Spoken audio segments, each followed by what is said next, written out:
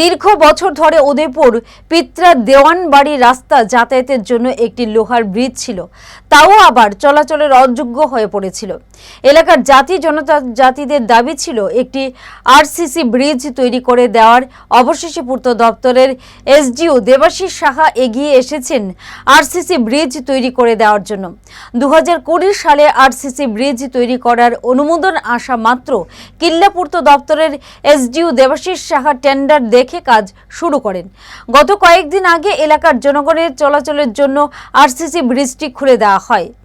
SDO Debashis Saha জানান, 7.5 metre এই ব্রিজটি কাজ সম্পন্ন করতে প্রায় 2 বছর সময় লেগেছে। মোট ব্যয় ধরা হয়েছে 2,90,00,000 টাকা।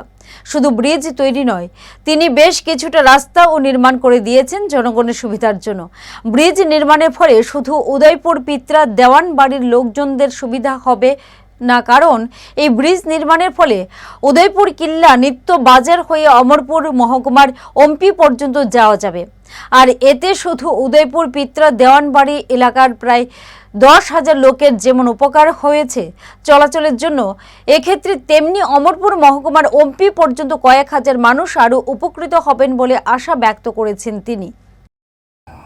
এখানে একটা আরসিসি ব্রিজ, 40 মিটার লেন্থের একটা RCC bridge, span with 7.5 metre.